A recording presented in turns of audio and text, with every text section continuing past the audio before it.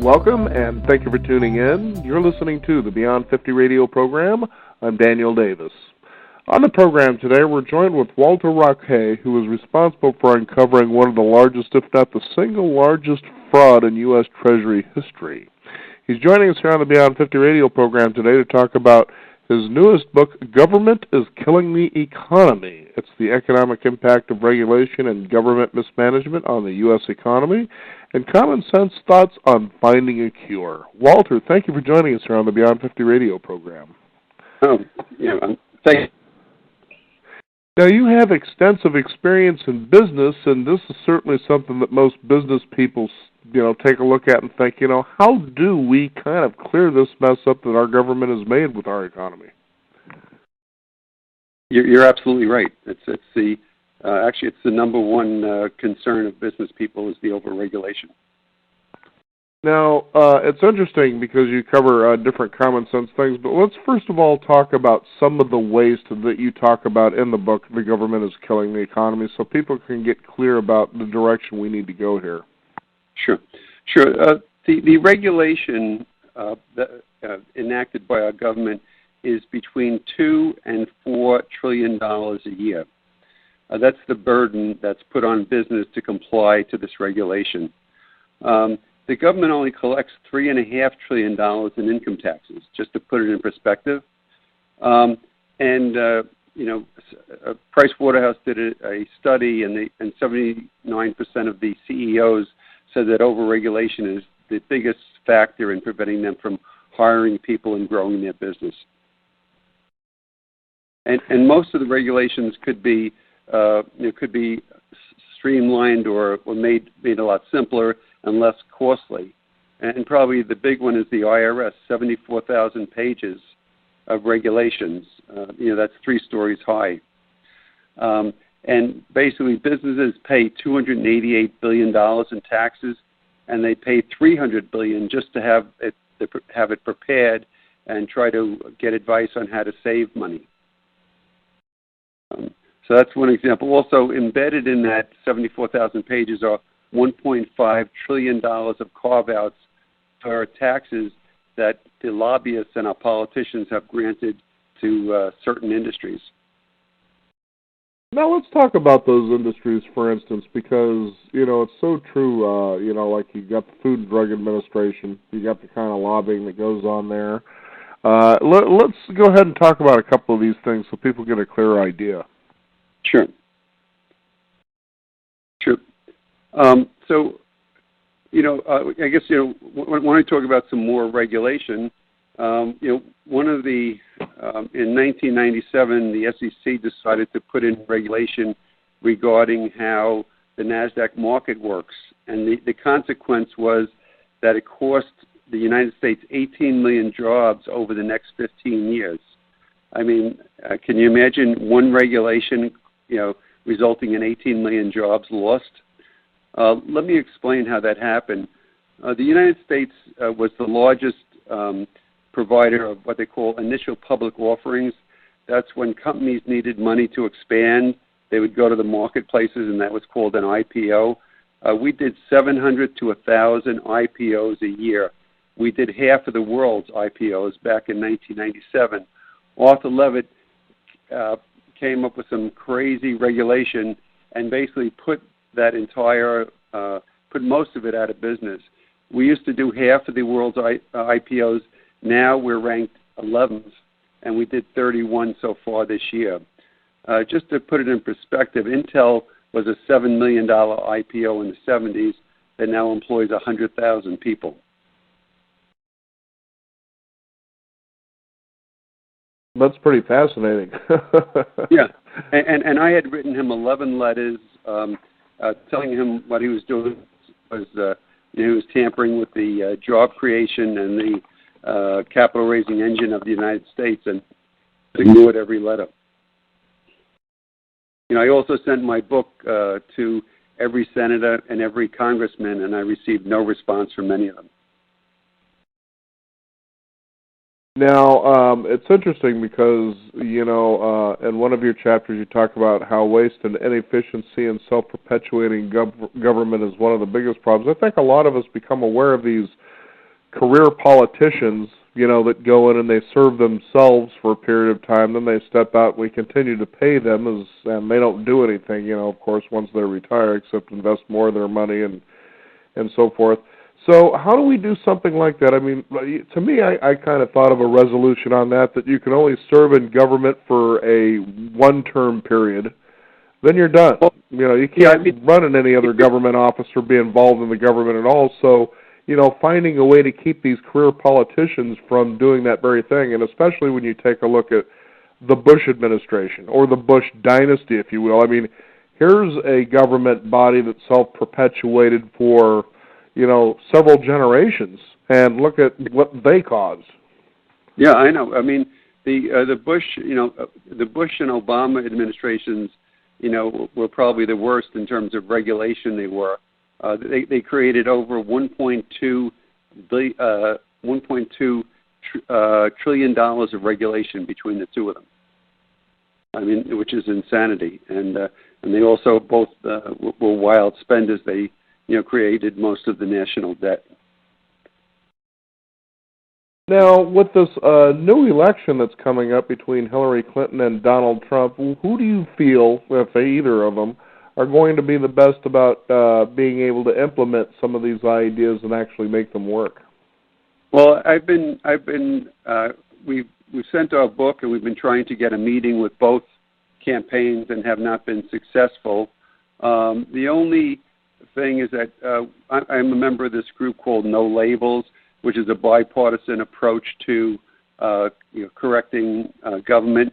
And the Trump organization has been active with that group and has said that they would abide by the rules of that. And they have a lot of things like balancing the budget in a certain amount of years, getting rid of a lot of regulation. So it's a very proactive group that has a lot of great ideas that are really bipartisan ideas that are good for the economy and good for everybody. And it just seems that it's very important that both sides work together to correct the mess that they've made. Now, there was some really interesting areas that we talk about when it comes to waste, and I wanted to go over a couple of those, and maybe we can kind of talk a little bit about each of these a little bit. The first one you talked about is dead duplicate disqualified food stamp recipients. Right. Of course, those people out there living in the streets that find a way to get their names to where they can get themselves a food stamp card, without actually ever really doing it. It's pretty interesting what goes on there, isn't it? Yeah, I mean, the amount of fraud. I mean, in 2 states, there were 2,000 dead people that were getting payments, and they had 7,000 duplicate payments where people were getting duplicate payments. I mean, the problem is the government doesn't seem to be able to run anything efficiently, and that's really the problem. Now, the next one I'd like to talk a little bit about, $1 billion in energy tax credits for prisoners and children. What's that all about? What happened was the government has a program where if you put energy-saving devices in your home, you get a tax credit for it. And what happens is the prisoners and students make up things. They never owned a home, but the government doesn't check. So they just send people money. They send over $1 billion a year to prisoners and students who are filing false tax returns. I mean, you just can't make this stuff up. I mean, also the IRS sends $5 billion in tax refunds to people that never worked at that company. People steal someone's identity and then they file a false tax return and they get a big refund. And it just, the amount of fraud just goes on and on. There's about 8 million articles on, if you hit Google, for government waste and fraud. Yeah, it gets pretty ugly there. And the other thing, too, is it seems too big that as the people take a look at this, they think that it could be perhaps too big to ever resolve. But you believe that with certain things, for instance, putting professionals, business people, for instance, as part of the, I guess, team in each of these areas to oversee and work with the government is one of the solutions that would probably be most effective. Yeah, I mean, that's what I recommend in the book, and I also recommend it to be bipartisan, half Democrat and half Republican, because it doesn't, they both screwed things up, and it doesn't, we don't want to argue about who did the most harm. We just want to correct the problem. And, the Grace Commission is a great example. Back in the 80s, 167 CEOs and 2,000 industry experts volunteered their time and came up with, and they examined every government agency and came up with over 2,000 recommendations. And that's the type of thing we need to basically make sure the agencies are running properly, that they're using the latest technology, and that one organization is talking to the other. I mean, Medicare paid out something like $7 billion to medical companies that owed the IRS about $1 billion. I mean, that doesn't make sense. No one's talking to the other side. Now, it's interesting when it comes to regulation because you look back in 2008 when they proposed the large bailout of AIG, and what you were hearing a lot of screaming about back then is there needed to be more regulation that would have prevented something like this from happening. What are your thoughts on that? Yeah. Well, what happened is you have to realize there's two factors. One, the government, our government, back in the 90s, forced banks to do these ridiculous loans.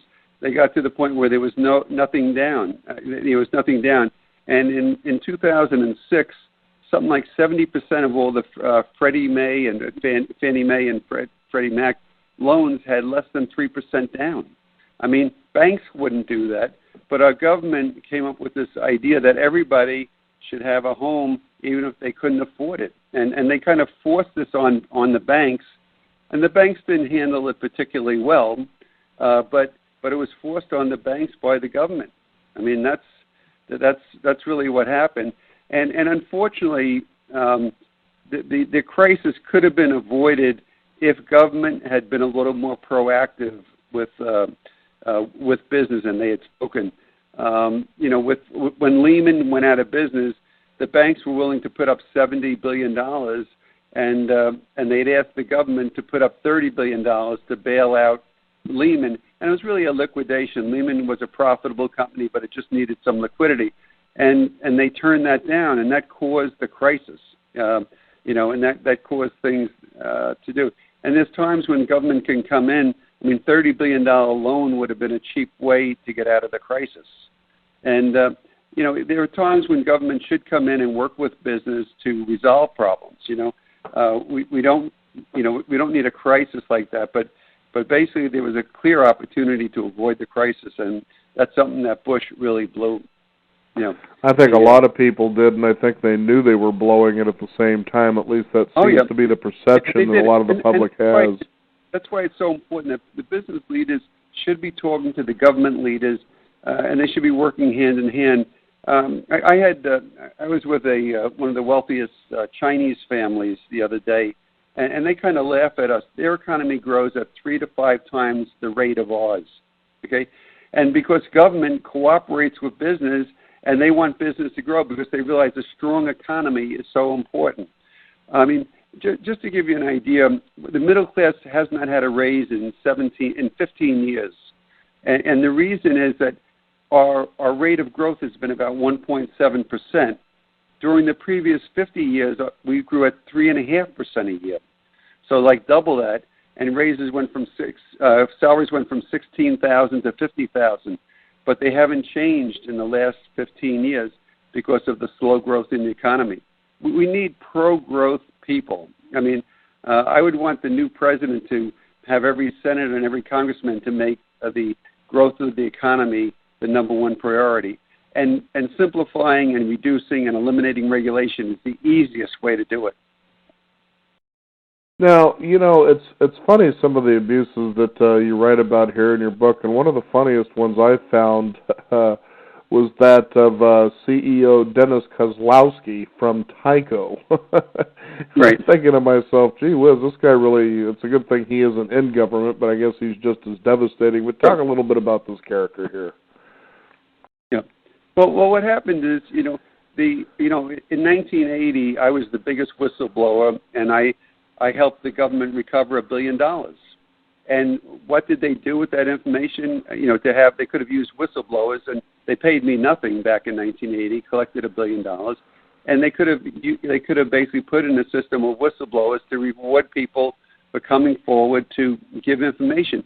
And none of the 10 largest financial frauds could have existed if there was a whistleblowing program in. Like Bernie Madoff had 6 people that knew exactly what he was doing.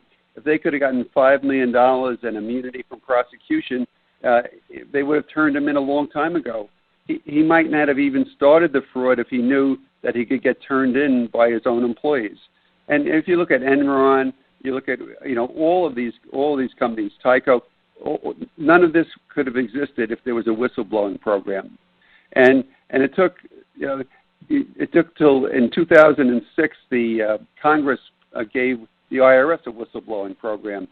But what did they do with it? For 6 years, they only tried 2 cases, and they ignored thousands and thousands of cases because they didn't like being told what to do.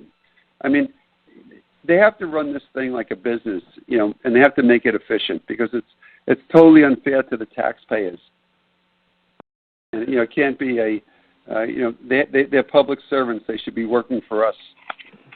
We hear about that all the time, but it never seems to move in that direction. It's almost as though government continues to get bigger and we just keep getting smaller. It's like, I can't see how this could be sustainable for too much longer. Right. Well, it really can't. And when you think about it, business creates 100% of the jobs. Business with their employees pay 100% of the taxes. If you had no business, you would have no taxes and you'd have no government.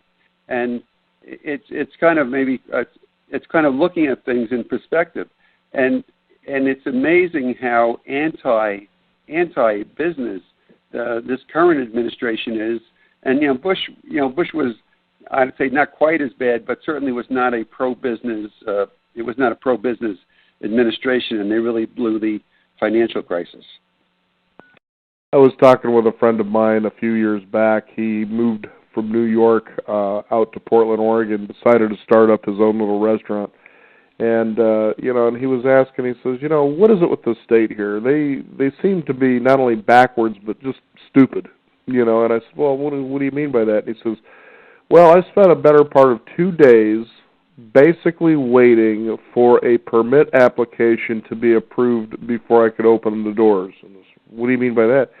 So, I went ahead and I filled out the application for the permit, and I put it into one guy, and he says, go ahead and sit over there and wait. And I sat there for a good part of almost 2 hours.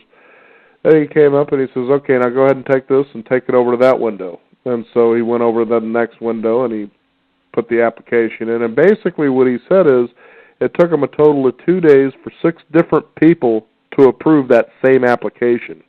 Yeah. And he says, I don't know what the thinking is here. He says, in New York, they approve that damn thing, and you're opening the doors within, minutes, it seems like. He says, because they understand you want to get that business up and running, making money, so they can make the money on the back end in taxes.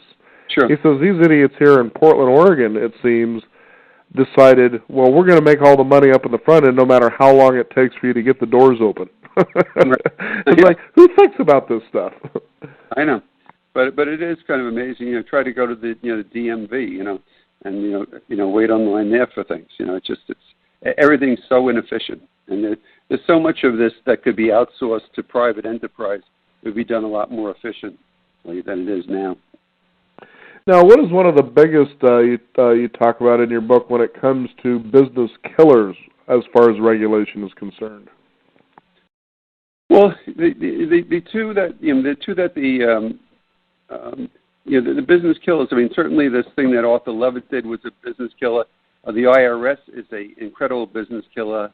Obamacare has been a business killer. I mean, the amount of people that was shifted to part-time from full-time to part-time because of this rule is just sinful. And the thing is that if government had worked with business, they could come up with a better way to get things done. And they have to work together. I mean, the government cannot go on with this arrogance that they have, where they think they know everything. Because none of them, most of them have never hired a person. They've never been in business, and how can they be running the largest business or the largest company in the world, which is the United States government? And they only work about 60 days a year. They work actually 120 days, but half that time is spent fundraising. So could you imagine a company being run by part-time people that only work 60 days a year? They'd be out of business, and that's what the government is doing. Yeah, they're just so inefficient, and it's criminal. Just recently on our program, we brought on a guest who was talking about how we can unbreak the broken medical system. And, as you brought up Obamacare here just a moment ago, I asked about that. I said, so you're hearing a lot that if Republicans get in the House, it's always one or the other if they get in the House. It's like you're both supposed to be serving us regardless of what your goddamn label is. But the fact is she says, they probably won't repeal Obamacare as they're kind of telling everybody they're going to do because they realize there's a cash cow happening here. God forbid should we allow our politicians to have their pockets become empty on some little scam that forces people to have what is a private industry benefit for the most part, of having insurance to go see a doctor. And even doctors and hospitals are beginning to rise against that. I think eliminating insurance, the middleman, out of the way, might be one of the things to do. But what do you see would be the best thing to do, especially when it comes to Obamacare? Well, I think just a few things. First of all, every time you go to a doctor or a hospital, everything should be filed electronically. There should be no paper. If you have a copay, it should be determined right then when you're at the office. I mean, you've been doing electronic trading for 20 years. Why couldn't they do electronic bill claims, immediately? The other thing too is that over in Europe and a lot of the countries, you can go to a drugstore and you can get a prescription. So if you had some reoccurring thing, you just go in there and you get the prescription. You pay for it. Here, if you need a prescription, you have to go to the doctor. Sometimes you have to wait a week or two to go to the doctor. Then he gives you the prescription, which you knew you needed anyway. So they treat us very like we're stupid, And I think that the pharmacies could do a lot more to kind of unlock this, And I think that it's like the cost of prescriptions in Canada is so much lower than it is in the United States. Why wouldn't people? I have friends that get Viagra in Canada for $3 a pill versus $20 a pill in the United States. We also give our prisoners Viagra. I don't know if you're aware of that. I mean, that's kind of shocking. Why do prisoners need Viagra? Maybe it's to keep them from rolling out of bed. Who knows?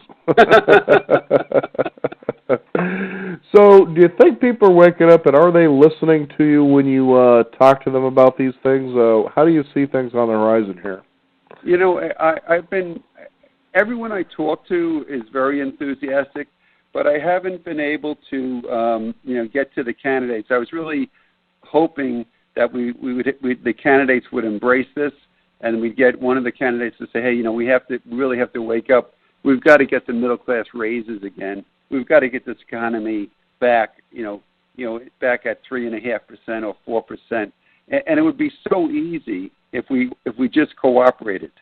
If you just put the best business minds, we have the most incredible business talent in the world here, and they would gladly volunteer their time to help make the government more efficient, help reduce unnecessary regulation, and basically business and government must work hand in hand, and that's the only solution. And I just I pray that it'll happen, and I guess time will tell. Well, one thing I know that people reading this book will come away with is a better pair of glasses so they can see exactly what it is that's going on. And when you start understanding the problem, I remember as a guest of mine said many years ago, you automatically become the solutions. The question is, what actions do you decide to take? Walter, first of all, it's been a pleasure to have you on the program, but for our listeners, is there a website they can go and discover more? Sure. It's called deregulateamerica.com. Very good. Thank you so much for joining us here on the Beyond 50 radio program. All right. Thank you so much. We want to thank you, the listeners out there, for tuning in. Again, the title of the book is Government is Killing the Economy. Get in there and read between the pages and discover what's going on and what you can do about it. After all, if everybody's doing a little bit of something, big things begin to happen. You can also discover more by visiting us at beyond50radio.com. That is the number 50. We encourage you to sign up for a weekly e-news update. Stay updated on what's going on in Beyond 50, as well as our upcoming programs. Follow us on Twitter and Facebook at Beyond 50 Radio. I'm Daniel Davis. Thank you for tuning in. This is the Beyond 50 Radio program, and remember, live your day past halfway.